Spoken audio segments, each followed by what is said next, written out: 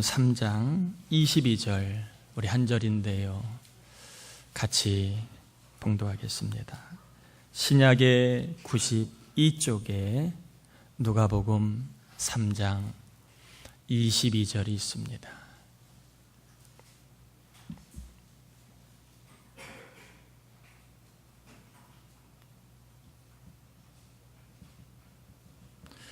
자, 3장 22절 같이 봉독하겠습니다. 성령이 비둘기 같은 형체로 그의 위에 강림하시더니 하늘로서 소리가 나기를 너는 내 사랑하는 아들이라 내가 너를 기뻐하노라 하시니라. 아멘. 한 주일 동안 잘 지내셨나요? 날씨가 좀 많이 선선해졌습니다. 다시 한번 하반기에 여러분 계획하고 그리고 소원하는 일들이 주의 도우신 가운데 잘 이루어지시기를 주의 이름으로 축복합니다. 오늘은 하나님의 뭐라고요?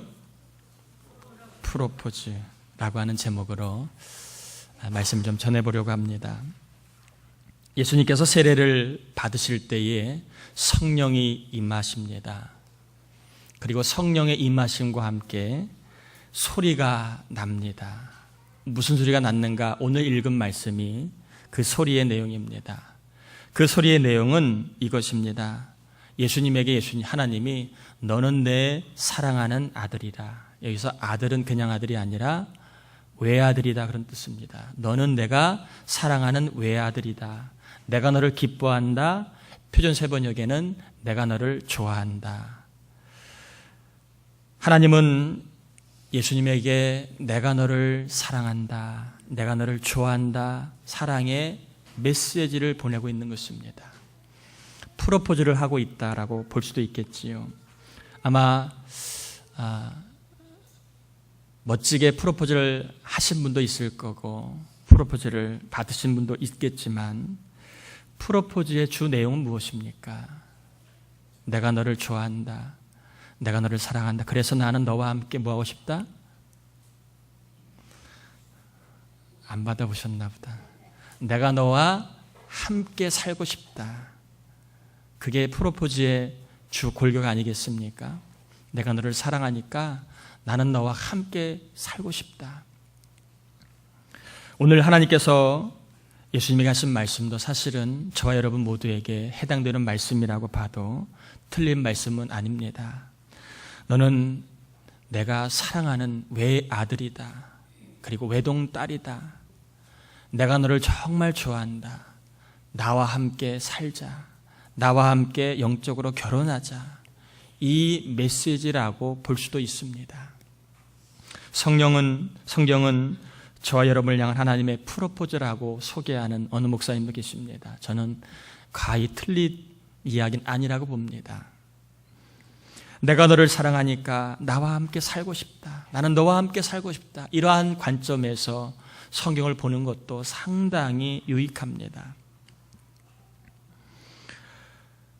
그래서 이사야 43장 4절에 보면 하나님이 노골적으로 이렇게 말씀하시죠. 내가 너를 보배롭고 존귀하게 여기노니 내가 너를 사랑하였다. 내가 너를 정말 존귀하게 여기고 보배같이 여기고 내가 너를 사랑한다. 속으로 아마 정말로 그렇게 하신 분도 계시겠지요. 나를 사랑한다며 내가 왜 이렇게 어려워? 나를 보배롭게 여긴다며 내 삶은 왜 이렇게 진흙 같아? 그런 분도 계시겠지만 이 시간 한번 끝까지 잘 들어보시길 바랍니다. 여러분은 사랑의 진정성을 어떻게 알 수 있습니까? 무엇으로 그 사람의 사랑이 진실한지를 가늠할 수 있나요? 무엇으로 사랑을 정말 참사랑인지 아닌지를 어떻게 알 수 있나요? 사람마다 다 다른 관점이 있겠지만 성경은 사랑의 진정성은 무엇을 주는가를 보고 판단하라고 얘기합니다. 사랑의 진정성은 무엇을 주는가를 볼 때에 사랑의 진정성을 알 수 있다라고 말하고 있습니다. 자, 교회가 사랑이 있다 없다 어떻게 알 수 있나요? 우리 교회가 사랑이 있는 교회인지 없는 교회인지 무엇으로 알 수 있나요? 사랑이 마음을 이야기한다고 그 사랑이 증명이 되나요? 교회가 사랑이 있는지 없는지는 교회가 세상과 이웃에게 뭘 주는가를 보면 압니다. 우리 교회가 사랑이 있다면 세상과 이웃들에게 끊임없이 복음을 주고 그리고 사랑을 주고 있는가를 보면 우리 교회는 사랑이 있는 교회인지 아닌지를 알 수가 있는 거예요. 저희 교회가 부활절 기념으로 백내장 수술비를 해마다 지원하고 있는데 한번 전에 소개했는데 너무 좋아서 한 번 더 소개하려고 합니다. 하루는 어떤 분이 저를 찾아왔습니다. 부천역 근처에 사시는 분인데 자기에게도 꿈만 같은 일이 벌어졌다고, 참 믿기 어렵다고, 그 교회가 어떤 교회인지 좀 알아보려고 저희 교회로 왔습니다. 하시는 이야기가 TV를 보면 어려운 사람 참 도움을 많이 받는데 자기는 그럴 일이 올 줄 몰랐대요. 그런데 우리 교회를 통하여서 자기의 눈이 아픈데 치료비를 지원받아 눈을 잘 보게 되었다고. 목사님 참 감사합니다. 이런 일도 저에게 있네요. 저에게도 이런 일이 벌어지네요. 하는 그러한 이야기를 하신 분이 있었습니다. 비록 우리 자신을 위해서는 조금 인색하고 아끼는 한이 있더라도 세상과 이웃에게 좋은 것을 나눌 수 있다면 우리 교회는 사랑의 진정성 있는 교회라는 것입니다. 저는 우리 교회가 좀 우리를 위해서는 아끼지만 남을 위해서는 나눌 수 있는 사랑의 진정성을 실천하는 교회가 되기를 축복합니다. 부모님의 사랑을 어떻게 알 수 있나요? 부모님이 나에게 주신 것들을 헤아려 보면 됩니다. 특별히 우리 청년들이 많이 있는데 잘 들어보길 바랍니다. 여러분 중에 특별히 부모님에 대해서 고마운 분도 있지만 나에게 해준 게 뭐가 있냐고 속 안에 상처와 아픔이 있는 분도 분명히 있을 거예요. 잘 들어보시길 바랍니다. 여러분 청년들 자식들에게 용돈을 누가 주나요? 어릴 때부터? 부모님이 주시나요? 아니면 옆집 아저씨가 줬나요? 속으로 대답하세요. 괜히 또 옆집 아저씨라지 마시고. 옷을 누가 사주셨나요? 여러분 어렸을 때부터 지금까지 좋든 아니면 마음에 들든 안 들든 간에 여러분 옷을 누가 사줬나요? 부모님이 사주셨나요? 아니면 옆집 마음씨 착한 아줌마가 사주셨나요? 여러분 신발을 누가 사주셨나요? 부모님이 사주셨나요? 아니면 여러분이 정말 좋아하는 친구가 사줬나요? 여러분 공부할 때 쓰라고 용돈, 등록금 누가 내주셨나요? 여러분이 좋아하는 그 선배가 대줬나요? 아니면 부모님이 대주셨나요? 여러분 대개는 부모님이 다 대주셨습니다. 나에게 필요한 건 내가 사회인으로 성장할 때까지 필요한 모든 것들은 대부분 누구의 주머니에서 나왔을까요? 청년들한테 대답하라고 얘기하면 부모님이 시원할까요? 누구의 주머니에서 나왔어요? 부모님의 주머니에서 나왔어요. 나를 향해 열리는 부모님의 주머니가 나에 대한 부모님의 사랑인 것입니다. 나를 향해 열리는 부모님의 주머니가 크기에 부모님의 사랑은 크다고 말하고, 나를 향해 열리는 부모님의 마음이 귀하기에 부모님의 마음은 귀하다고 위대하다고 말할 수 있는 것입니다. 나에게 큰 것을 주는 사람, 나에게 귀한 것을 주는 사람이 누구인가를 살펴봐야 그 사람이 진정으로 나를 사랑하고 있는 사람인 셈입니다. 특별히 주는 것 없이 달콤한 말만 하는 사람, 주는 것 없이 그럴듯한 말만 하고 분위기만 몰아가는 사람, 청년들이여 절대 속지 말길 바랍니다. 아멘인가요? 아멘이에요. 그럴듯한 말만 하는 사람, 주는 것 없이 말만 하는 사람 절대 속지, 진정으로 사랑하는지를 다시 한 번 더 확인해 봐야 됩니다. 특히 인생의 경험이 짧은 세대일수록 여러분 지혜가 있기를 바라는데, 여러분을 정말 사랑하는 사람이 누구인가를 알아가는 것도 굉장히 중요합니다. 나를 위해 주는 사람이 누구인가, 내가 살아가는데 필요한 것을 채워주는 분이 누구인가를 여러분 그동안 잊어버렸다면 한번 떠올려 보시길 바랍니다. 내가 그토록 마음에 들지 않았던 부모님이 우리의 모든 것을 채워주셨습니다. 이런 맥락에서 하나님의 사랑을 우리가 어떻게 알 수 있나요? 지역이 다르고 시간이 다른데 우리가 하나님이 어떻게 나를 사랑하신다고 우리가 고백하고 받아들일 수 있나요?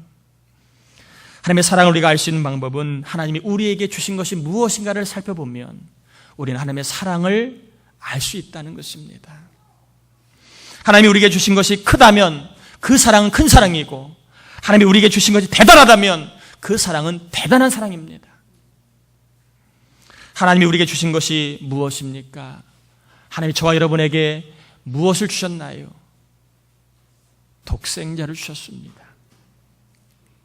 요한복음 3장 16절에 하나님이 세상을 이처럼 사랑하사 독생자를 주셨으니 이는 그를 믿는 자마다 멸망하지 않고 영생을 얻게 하려 하심이라. 하나님 우리에게 외아들을 주셨습니다. 돈을 100만 원 누군가가 나에게 주었다고 생각해 봅시다. 고마워요, 안 고마워요? 고마워요. 내가 필요할 때 누군가가 100만 원을 그냥 주었다고 생각해 보면 얼마나 마음이 고마워요. 또 내 몸의 일부가 고장났는데 누가 값없이 자신의 몸의 일부를 우리에게 주었다고 생각해 봅시다. 얼마나 고마워요. 그리고 그 사랑이 얼마나 감동받겠습니까? 그런데 예수님은 100만 원을 준 게 아닙니다. 자신의 보잘것없는 신체 일부를 떼어준 게 아니에요. 하나님은 하나밖에 없는 외아들을 우리에게 주셨습니다. 그냥 주신 것이 아닙니다. 이 땅에 그냥 보내주신 게 아니라 저와 여러분의 그리고 온 인류의 모든 죄를 대신 짊어지고 십자가에 달려 죽어야 하는 속죄양으로 보내주셨습니다. 부모가 자식이 이제 독립할 때 떠나보낼 때 눈시울이 그렁그렁하지 않습니까? 자식 군대 갈 때 대부분 부모의 마음은 뭉클합니다. 또 결혼 시집을 보내는 딸을 뒷모습 볼 때 대부분 부모님 마음은 눈물이 그렁그렁합니다. 왜요? 그 앞날이 만만하지 않거든요. 그 앞날이 결코 호락호락하지 않거든요. 그것과 싸워서 때로는 아파하고 힘들어할 거 생각하면 마음에 짠한 거예요. 하나님이 독생자를 이 땅에 대성물로 보내주실 때 하나님 아버지의 마음이 얼마나 마음이 짠하겠습니까? 그냥 보내준 것도 아니고 좋은 데로 보내준 것도 아니고 사지 죽음의 자리로 내몰았습니다. 하나밖에 없는 아들을 돈으로 줄 수 있다면 돈으로 주고 싶은 자리, 때로는 자기의 몸의 일부를 떼어주면 좋을 자리라면 그렇게 하려고만 그렇게 할 수 없는 자리였습니다. 저와 여러분을 살리려고, 저와 여러분의 될 죄를 대신 짊어지게 하시려고 그분을 대속물로 보내주셔야만 했습니다. 하나님이 우리에게 주신 사랑 보통 사랑 아니에요. 어느 누구도 흉내낼 수 있는 사랑 아닙니다. 하나님이 저와 여러분의 주신 사랑은요, 놀라운 사랑입니다. 우리는 대부분 모르는 사람한테 1,000원 주는 것도 아주 힘들어합니다. 하물며 악한 자에게 도움을 준다는 것은 상상도 못할 일입니다. 하나님은 죄인된 우리를 위하여 하나밖에 없는 외아들을 대속물로 이 땅에 죽음의 자리로 내모셨습니다. 그 큰 사랑 여러분 이해하시나요? 하나님의 사랑인 독생자 예수 그리스도를 통하여 그럼 우리가 받을 수 있는 것은 무엇입니까? 하나님의 사랑이 크다고 말하는데 그 사랑 때문에 우리는 어떠한 좋은 것을 얻을 수 있을까요? 첫 번째는 모든 죄를 용서받을 수 있습니다. 사도행전 10장 43절에 그에 대하여 모든 선지자도 증언하되 그를 믿는 사람들이 다 그의 이름을 힘입어 죄사함을 받는다 하였느니라. 예수님이 대속물로 이 땅에 오셔서 우리의 죄를 대신 짊어지셨기 때문에 저와 여러분의 죄는 사라진 것입니다. 그분이 우리의 죄를 대신 짊어지시고 죽음의 장소, 죄의 형벌의 장소인 십자가에 나아가신 것입니다. 그분이 우리의 죄를 대신하여 죽으셨기 때문에 우리 죄값을 그분이 지불하셨기 때문에 우리에게는 죄사함의 은혜가 임하게 된 것입니다. 그러므로 죄에 대한 용서를 받아 벌 받을 걱정 없이 인생이 끝나도 내가 하나님 앞에 진노를 받을 걱정 없이 살아가는 평안함을 예수 그리스도로 말미암아 누리게 된 것입니다. 두 번째로 하나님의 사랑인 독생자 예수를 통하여 우리가 받을 수 있는 두 번째 것은요, 바로 의롭다 칭함을 받은 것입니다. 의롭다 칭함을 받을 수 있는 것. 제가 한번 여러분에게 여쭤보겠습니다. 여러분은 의인인가요? 죄인인가요?